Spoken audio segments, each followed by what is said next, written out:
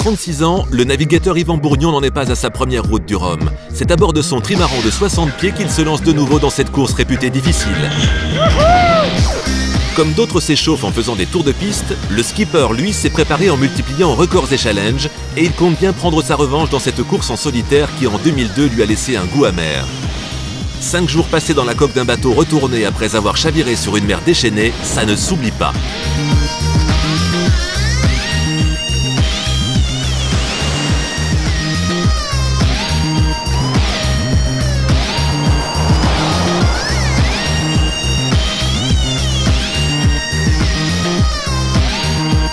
Pour cette édition 2006, Yvan Bourgnon arrive 6e.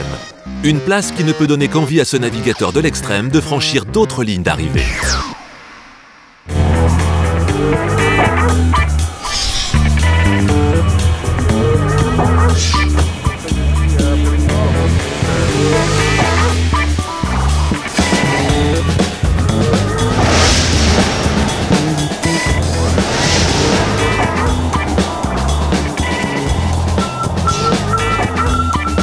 Prochain objectif du skipper, battre le record détenu par Francis Joyon, la traversée en solitaire de la transatlantique Nord reliant New York au Cap Lizard, en moins de 6 jours, 4 heures, 1 minute et 37 secondes. C'est vraiment un choix de faire ce record atlantique. J'en ai envie depuis longtemps et j'ai ça dans les tripes. Je l'avais tenté en 99, on avait échoué de 2 heures. Voilà, ça fait plaisir de revenir à New York, de profiter de ce pays et puis de se redonner ce challenge. Battre un record, ça peut avoir une signification très différente pour chacun. En l'occurrence, moi j'ai l'impression que ça fait 15 ans que je pratique le multicoque de haut niveau. Et c'est vrai que j'ai toujours vu ce défi comme un truc ultime. La route du Rhum, c'est très beau, mais la route du Rhum, il y a des moments calmes, des moments durs, des moments trucs. Un record, c'est d'une intensité absolument incroyable du début à la fin. Le solitaire sur ce bateau, c'est ce qui est le plus dur. Et puis se retrouver sur des conditions comme ça, c'est aussi hyper extrême. Donc c'est vraiment un aboutissement fabuleux, une réussite incroyable. Et puis des sensations de folie, quoi. C'est vraiment... moi j'adore la vitesse, j'adore que ça glisse. Quand tu es comme ça sur un bateau, sur un cheval comme ça qui s'arrête jamais, c'est incroyable, quoi. Tu es sur ta piste noire, elle est interminable et ça va durer 6 jours. Tu sais déjà en partant que tu as une piste noire de 6 jours ouverte, 24 heures sur 24 et voilà, ça fait du dénivelé. À la marina de North Coast, au cœur de Manhattan, le bateau, l'équipage et Yvan Bourgnon attendent une fenêtre météo favorable qui permettra de prendre le départ. Bon les gars, comment ça va? Ça va. Et bien, voici le trimaran, qui est une des machines les plus rapides du monde, qui mesure 18 mètres de long, 18 mètres de large, donc c'est vraiment, ça rentre dans un cube. Ça fait 30 mètres de haut, donc il y a un mât immense qui permet de tenir jusqu'à 500 mètres carrés de voile. En fait, c'est les seuls bateaux au monde qui ont des mâts qu'on peut vraiment mettre dans les 3 dimensions. C'est-à-dire qu'il y a des vérins dans tous les sens qui permettent de basculer le mât sur les côtés. Donc un bateau, quand il gîte, on récupère la gîte grâce au mât, avec des gains de performance assez étonnants. On a eu un petit choc ici, sur la dérive. On a touché une épave juste avant d'arriver à New York. Donc il y a Maxime qui est en train de faire la réparation. C'est des bateaux qui vont très très vite, donc dès qu'il y a le moindre choc, avec un arbre, avec un container, avec une bouée, avec n'importe quoi, tout de suite ça fait des dégâts. Voilà, donc rien de très grave. Quelques heures de travail et c'est reparti. Moi d'abord je suis préparateur, je travaille sur tout ce qui est composite, accastillage. Pour tout ce qui est petite réparation, c'est mon rôle, quoi. Sinon après ça va être aussi beaucoup de vérifications avant les départs de course, faire le tour du bateau pour être sûr que rien ne va casser lors de la course. Moi ce que je fais sur le bateau c'est toute la partie ingénierie, donc ça va par exemple de superviser toute la pose de l'électronique, suivi de changements de pièces comme les foils, redessiner les cales, ou en cas de casse, être en contact direct avec l'architecte pour superviser les réparations.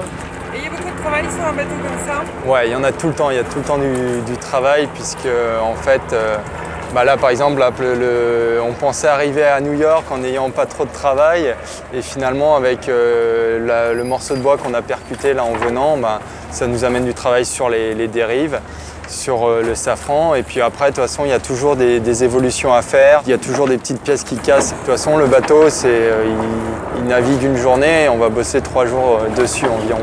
C'est des bateaux très excitants mais aussi très très complexes. Et il y a quand même un bateau comme ça qui comporte 6000 pièces. Donc c'est toujours difficile d'arriver à un moment donné avec les 6000 pièces qui marchent tout le temps, parfaitement au même moment. Là d'ici on peut contrôler quand même les voiles. Alors ça paraît confortable mais quand on passe ici 3-4 heures à la barre, avec les vagues qui arrivent, avec les secousses, les bruits, les machins, bon, bah c'est vite quand même très inconfortable. Mais d'ici, au moins, on a la vue sur tout le bateau. Certains moments privilégiés nous permettent d'avoir un peu de musique ici. Et c'est plutôt agréable quand le bateau glisse comme ça, la nuit, sous les étoiles.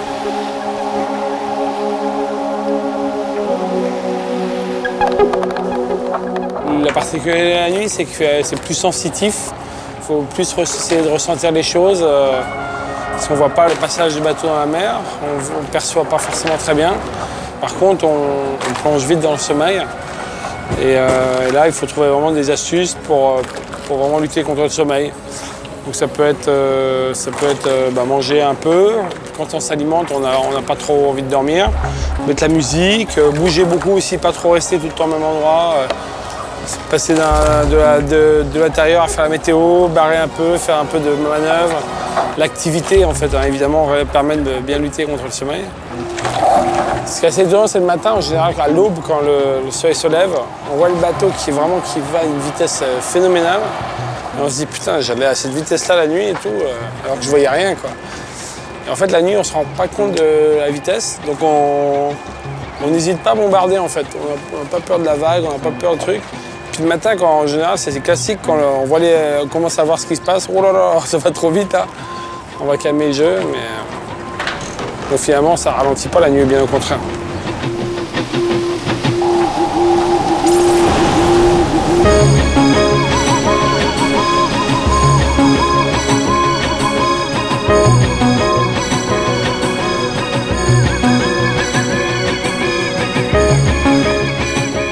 À son maximum, le trimaran peut atteindre les 42 nœuds, soit 80 km/h.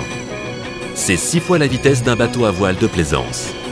Ici, c'est le cockpit central du bateau. Je manœuvre ici à peu près tout. Donc les colonnes, on reprend à peu près tout grâce à ça.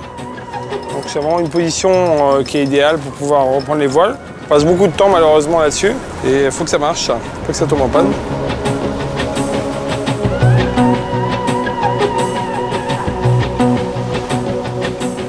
L'avantage avec un bateau comme ça, c'est que ça va vite déjà. Donc quand on a l'occasion de naviguer, forcément on prend du plaisir. Et après au niveau du boulot, c'est intéressant aussi parce qu'on utilise des techniques quand même assez high-tech. Et donc il y a une diversité de choses à faire dessus qui nous ouvre plein de portes. Après les désavantages, c'est quand il y a certaines choses qui ne sont pas agréables à faire. Aller par exemple là meuler à l'avant dans le moteur pour réparer, ça c'est pas très drôle. Et puis des fois on aimerait bien que ça stoppe un peu, mais il faut toujours y aller à fond. Donc il y a des fois avec la fatigue on en a un peu marre, mais bon après dès qu'on renavigue et tout, ça va mieux. Bon Max, il y a le 12 mètres gilet qui va aller naviguer, donc il nous propose d'embarquer, on va y aller. Les 12 mètres J, c'est les classes de jauge métrique là, qui ont été développées au niveau de la Coupe de l'Amérique quand elle a été créée aux États-Unis il y a pas mal de temps. C'est le Yacht Club de North Coast Marina là, qui nous propose d'aller naviguer dessus. Sympa. Ouais. Ça arrive souvent des trucs comme ça? Tout le temps. Ah oui? Bah ouais, ça fait partie des joies du métier. Il faut naviguer un peu partout et sur pas mal de beaux bateaux.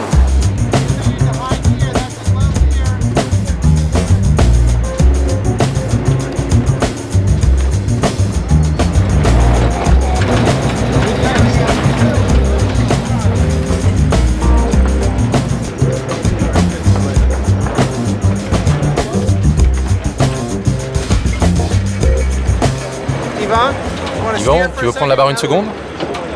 Il y a quand même 9 nœuds quand même. Hein. C'est impressionnant quand même, ça allonge. Hein. On commence à se rapprocher des vitesses de trimaran. Hein. Ah, il y a de l'inertie là, tu sens qu'il y a du poids sur le cul là. Non mais c'est bien. Première fois de ma vie que je fais du bateau coupe américain. Il faut que je vienne à New York pour tester ça. C'est sympa.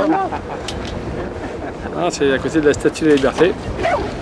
Magnifique. Hein. C'est très agréable. Hein. Très sensible. Pour le plaisir, mais pas pour la course, je crois. Hein. Ça va passer vite. Hein. Ouais, sympa, barré. Hein. Un peu plus lourd que le tri, ouais. Pas du tout les mêmes réactions, quoi. Oh putain. Ce bateau a couru en 1987 pour le Yacht Club de New York et il représente la ville de New York. Il a une grande valeur historique. Bien sûr, de voir America 2 à 12 mètres d'un bateau aussi beau que celui de Brossard, qui est le top de la vitesse, alors l'ancien et la technologie moderne côte à côte, c'est vraiment palpitant. Oh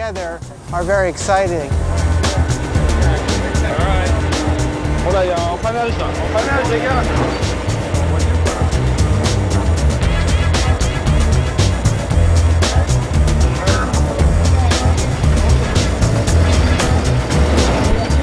Quand on est arrivé là à New York, c'était assez sympa puisqu'on était, on est arrivé le soir, donc on est arrivé au niveau du pont avec le coucher de soleil. Là, le vent a diminué, donc un peu de chaleur qui arrive de la ville. Et drôle d'impression, quoi, puisque toute la journée, il n'avait pas fait super beau et on avait eu un peu froid. Et après, on est arrivé sur la ville avec les lumières, tout était éclairé, la Statue de la Liberté aussi. Donc pour une première fois, c'était assez sympa, ouais. Et puis après, on a eu un accueil très chaleureux là de toute l'équipe de la Marina qui nous ont accueillis avec le champagne et tout, donc on s'y attendait vraiment pas. Le petit échange de verre là sur le bord du tri, c'était marrant. Ouais. Quel privilège pour les New-Yorkais de voir Brossard. Des milliers de gens passent devant tous les jours. Nous sommes vraiment très heureux d'être ici. Nous avons été surpris en fait de voir les gens ici s'intéresser à nous. On pensait vraiment qu'il y avait que les Français pour être assez fous pour s'intéresser à ce type de bateau. C'est super, tous les jours des gens passent devant le bateau, s'arrêtent et disent « Waouh, regarde ce bateau !» La passion, la beauté, l'enthousiasme, c'est ce qui inspire chaque personne. C'est pourquoi nous avons beaucoup de chance. Ce sont des semaines uniques d'avoir Brossard ici dans le port de North Coast. Nous aimons faire de la voile et nous aimons ces beaux bateaux.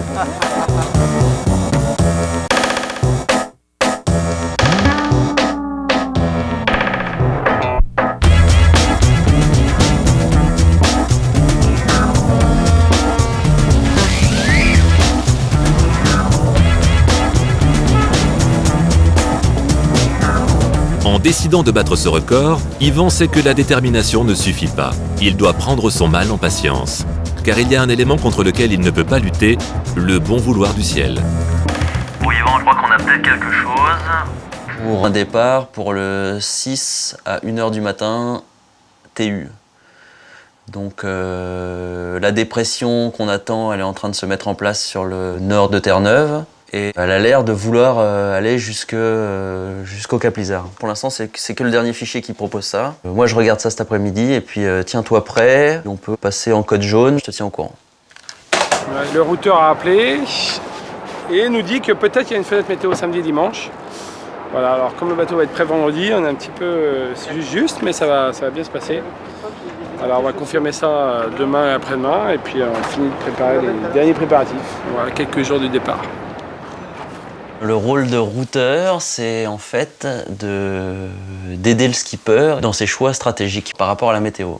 On a dans l'ordinateur les performances du bateau, c'est-à-dire qu'on sait qu'avec du vent de travers, par exemple, moyennement fort, il va aller à telle vitesse. C'est ce qu'on appelle la polaire du bateau. Et donc quand on mélange la polaire avec la météo qu'il va y avoir, le logiciel calcule et détermine le meilleur endroit où on doit aller pour avoir le vent le plus favorable en fait. Donc nous, notre but c'est d'attraper une dépression qui se forme par ici, sur le nord de Terre-Neuve. Donc ici, nous on est dans son secteur sud, donc on a plutôt du vent qui vient de l'arrière. La dépression traverse tout l'Atlantique, nous on reste avec elle, hop, et on franchit la ligne Cap Lizard. Donc on fait quasiment une route droite.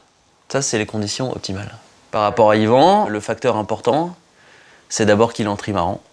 Le trimaran, c'est un bateau qui est souvent dangereux en solitaire, qu'il doit faire un record, donc record de l'Atlantique Nord en plus, donc des zones qui sont quand même pas super accueillantes en général, puisque c'est très nord, il faut passer dans les bancs de Terre-Neuve, il y a du brouillard, c'est d'ailleurs là où a coulé le Titanic, donc c'est quand même des endroits difficiles à naviguer.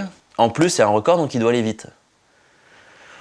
Donc c'est vraiment quelque chose qui n'est pas de tout repos, et en solitaire, il ne peut pas tout faire.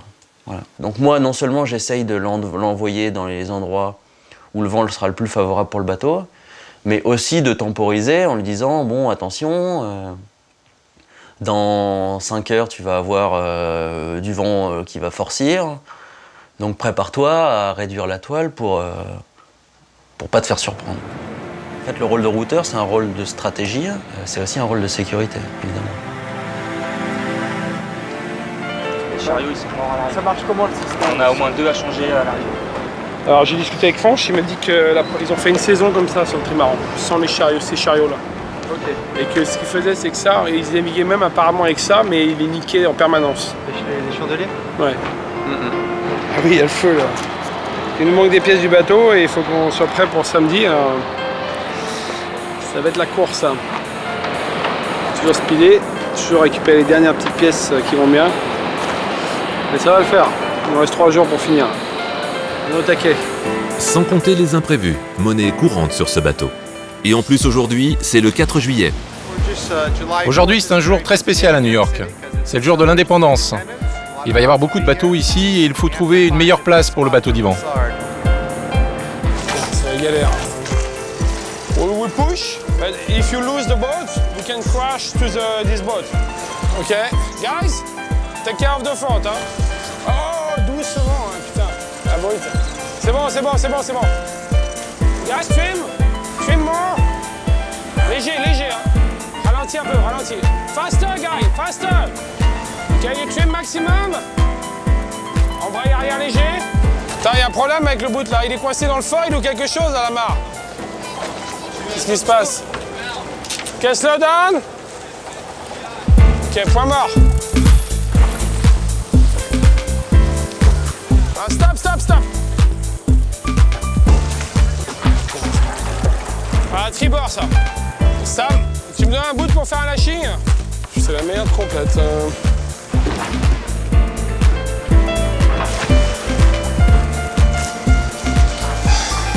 Ouais, c'est Yvan.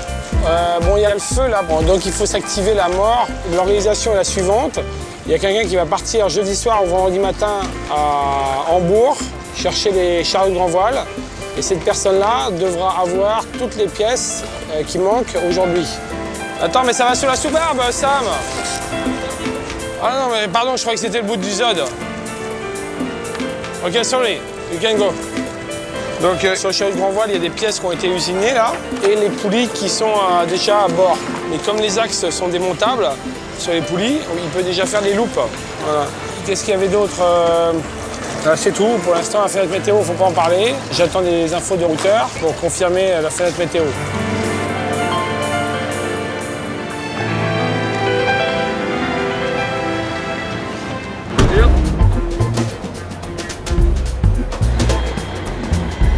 Travail dur, hein.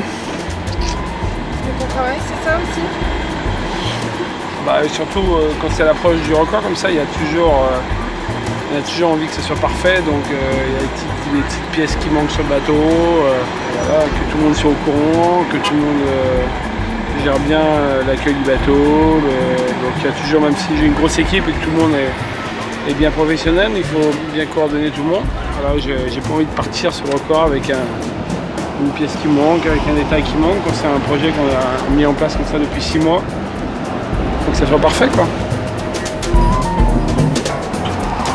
Yvan a appris à ne pas se laisser envahir par le stress. Dès que son emploi du temps le lui permet, il se consacre à une préparation physique et mentale. C'est vrai qu'on a des programmes assez intenses et qu'on ne prend pas suffisamment le temps de découvrir à chaque fois exactement comme on voudrait les endroits qu'on parcourt. Parce que c'est des bateaux qui sont très exigeants. Il faut vraiment que le skipper s'implique beaucoup dans la partie technique, c'est vraiment essentiel. Dans les sponsors, dans la communication, dans la préparation sportive, dans les entraînements en mer. Donc c'est un rythme très intense. À la fois c'est bien parce que c'est vivant, il se passe toujours quelque chose. Et puis des fois c'est vrai qu'on aimerait se poser un petit peu plus au calme et profiter de ce qu'on a autour de nous, quoi. Donc ici, un petit peu de VTT en Central Park, c'est pas mal. Hein. Je pensais pas que c'était autant envahi par la population, mais en tout cas c'est très joli, c'est bien aménagé.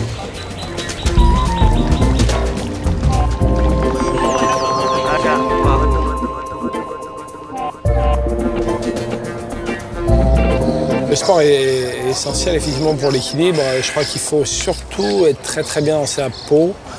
Il faut vraiment être en paix avec soi-même. Il faut vraiment ne pas avoir de choses qui vous irritent. Il faut partir complètement libéré de tout ça.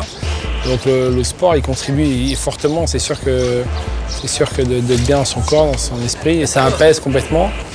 Ce sont des bateaux super exigeants, donc quelques secondes de pensée sur quelque chose de négatif, ça peut vraiment vous faire subir un chavirage. Et donc voilà, c'est pour ça qu'il faut vraiment tout mettre les chances de son côté pour qu'on soit équilibré, qu'il n'y a pas de problème de famille, qu'il n'y a pas de problème de sponsor, voilà, qu'on se sente bien dans son corps. Et donc c'est vrai que le sport contribue beaucoup à ça. Moi j'avais fait déjà une grosse préparation spéciale avec Jean-Claude Perrin, l'entraîneur, l'année dernière pour la Route du Rhum. Donc j'ai essayé de maintenir ce rythme avec beaucoup de sports d'hiver, puis dès qu'il n'y a plus de neige, plutôt du VTT, et puis de la musculation, parce qu'il faut être très puissant, c'est des grandes voiles, et il faut vraiment développer beaucoup de puissance pour pouvoir les reprendre. Donc jusqu'au dernier jour, on va essayer de se maintenir en forme pour bien se préparer.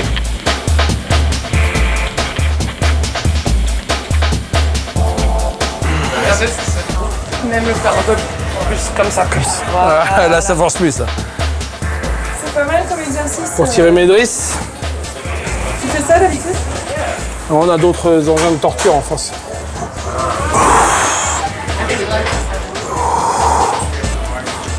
Tac.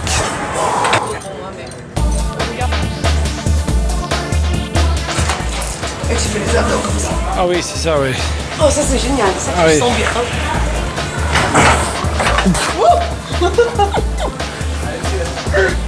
Allez, c'est pour les deux en même temps. Faut les faire plus compliqué encore. Et tire les bras, bien droit. Ouais. Voilà. Et croise les boules. Ouais. Et maintenant tire. Comme ça. Voilà. Voilà, baisse, twist. Voilà. Et deux épaules. Voilà. C'est pas bien ces ballons. C'est pas bien, non? Je trouve que c'est génial. Il y a un peu de travail, hein. Il faut arrêter le chocolat. Hein. Ah, c'est de la salle de muscu ici. Hein.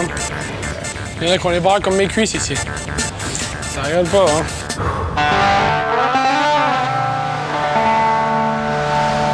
On parle jamais assez de nos faiblesses, en fait, je pense.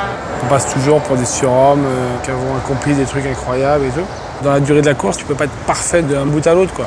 Tu as forcément un coup de pompe, un coup de blues, un coup de machin. Tu sais que ça va arriver, que ça arrivera à tous les skippers. Simplement, il faut essayer de bien le gérer, quoi. Et voilà, il faut pas se dire, de toute façon, ça peut pas m'arriver, je suis surhumain. Puis on a des moments où aussi, au contraire, on explose. Et c'est pareil, quand on explose, il faut pas être en surconfiance non plus. Ces bateaux, si on les mène trop vite, si on les mène trop au-delà de leur capacité, bah, tout de suite, clac, on casse du matériel. Donc attention, des fois, c'est pas parce que je suis super à l'aise sur mon bateau que tout va bien, qu'il faut pas ralentir, qu'il faut pas mollir un peu. Donc ça aussi, il faut gérer. Voilà, et plus la course avance, et plus le bateau devient vulnérable et fragile, donc il faut savoir l'écouter aussi. Voilà, donc c'est le surveiller, c'est le vérifier chaque matin, faire un tour du bateau. Est-ce que ça tient, est-ce que ça s'use, est-ce que ça risque de casser? Voilà, ça fait partie de la vie du marin aussi.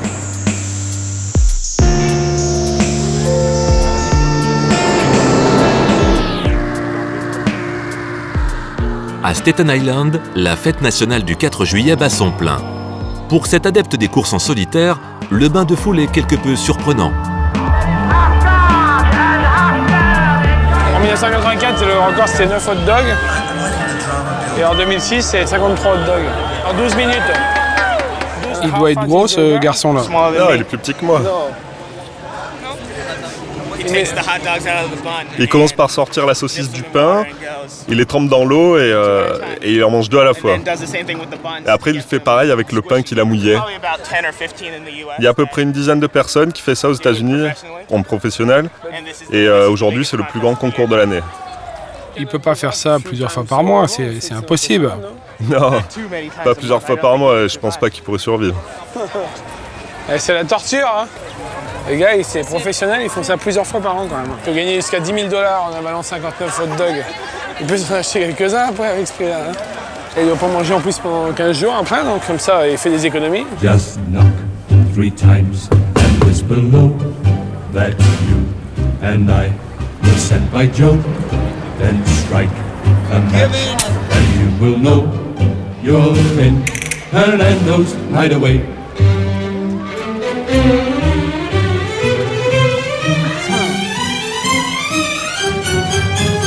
Dans la vie d'un marin, c'est vrai que battre des records de vitesse à la voile, c'est assez incroyable. Et puis le record d'Atlantique, c'est dans l'Atlantique Nord. C'est un parcours un peu difficile. Dans la famille, on aime bien les records, on aime bien le solitaire, se donner à fond comme ça.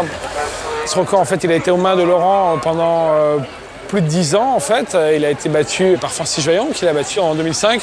Et malgré toutes les tentatives, voilà, il faut avoir à la fois la réussite d'un choix météo et d'un créneau météo fabuleux, et en même temps le bateau qui va bien, vraiment mener le bateau quasiment à 100% de son potentiel. Donc il faut réunir beaucoup de choses, c'est pas toujours facile, quoi. Ce sera plus dur que de manger 53 hot dogs, je pense.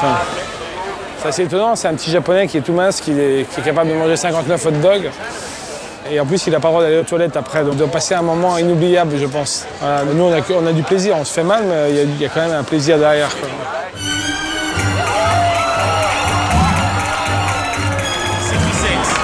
En combien de temps? 12 minutes? C'est le même que l'année dernière? Le japonais?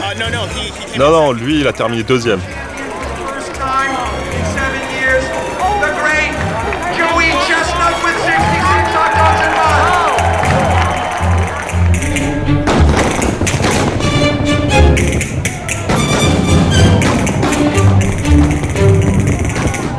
Tu peux choquer là, faut que ça soit tout mou. Vas-y les gens.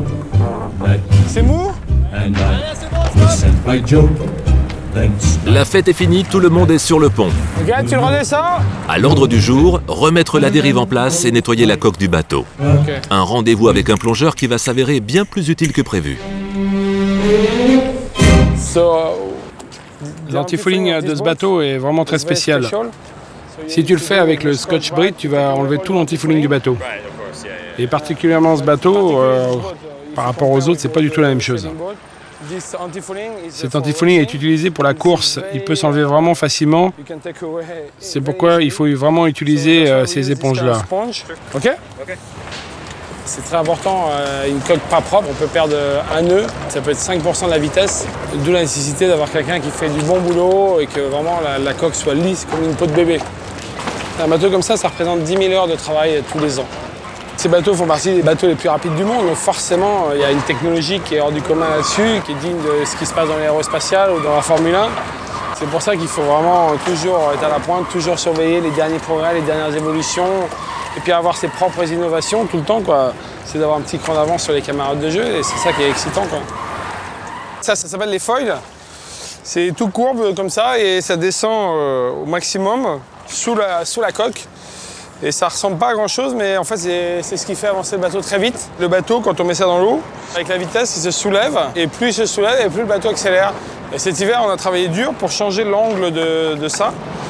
Et on est content du résultat. Le bateau a pris jusqu'à 5 à 6 km/h de plus, ce qui est énorme. Le plongeur, qui heureusement n'a pas les yeux dans sa poche mais bien dans son masque, a détecté quelque chose qui oblige Yvan à se jeter subitement dans l'eau poisseuse de la marina. Il y a une fissure. Il a dû toucher quelque chose. Ah, c'est big shit. Ce qui m'inquiète encore le plus, c'est que c'est pas